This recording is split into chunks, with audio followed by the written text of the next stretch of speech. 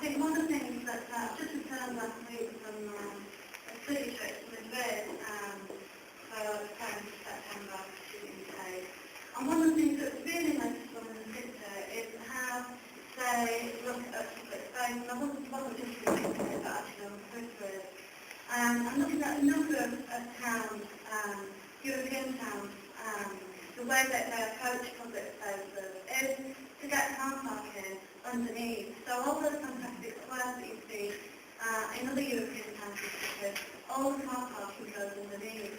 And one of the things that I think about happy and have been heavily involved in improvements to local public spaces is to see improved public spaces in Hampton Bridge.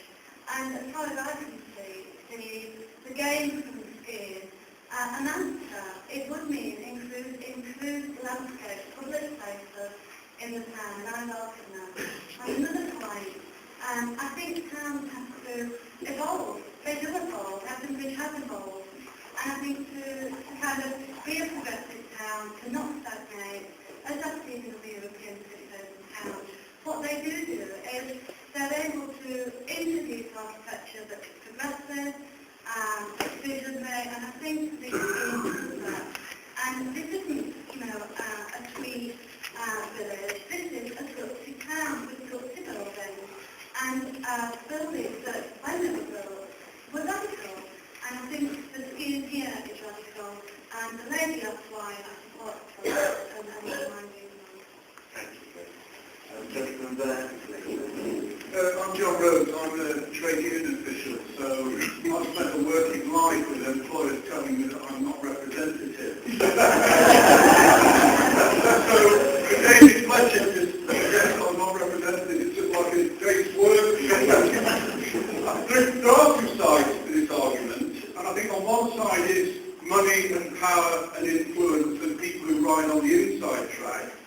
And on the other side of the argument are a majority of citizens in a small town trying to preserve and keep what they think is best about that town. And not in Aspic, actually, because if you know the town, you'll know there's now a single mill that hasn't been turned into trendy apartments, many of which remain unsold. So there's been a massive change in the town over the last 25, 30 years, and those of us who've lived here know that that's in large part what keeps the town going. And we accept that and we go along with it and we embrace the change. But there comes a point where we have to say, enough. It's a step too far. And I look at the plan and I think, yes, it's funky, it's innovative, it's trendy, it's full of pads and all the rest of it. Fine buildings, wrong town.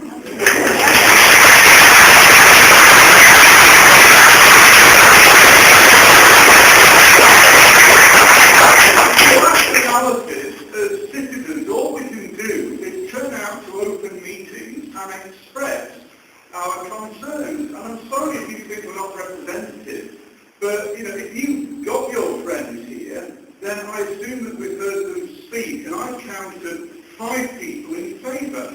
Now I know the partnership, the group have had 2 goes at consultation. There was a questionnaire when you were stood outside the clock that we had to post into the developers' offices, and I suspect a lot of people didn't, because that clearly wasn't going to be a fair ballot. And then there's that bookie questionnaire in the Bridge Times, which I found completely offensive. I mean, how dare you appropriate the slogan that many have embraced around the Iraq War? That was not in my case. Use the questionnaire in detail. Do you want more car parking? Well, yes, we tick that box. Now, there's another box that most people would be like to tick, and then there's a totally loaded question. Do you want me to pay for it, or do you want your rate to go on? Who's going to answer that straightforwardly? And then there's all this stuff about aggression, which I think is completely phony. I have to say, I think what's been remarkable about this process is the tolerance and good nature of the meetings that I've attended about. I think at every occasion you've been treated with complete and total respect. Possibly you may not deserve it on the basis of the tone of some of your letters in the Bridge Times that we are treated with complete respect. I agree with Gwen.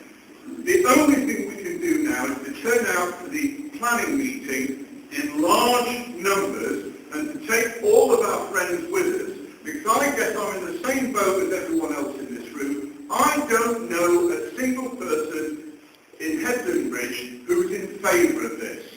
And I suspect most of you are in the same position, and if we can only take one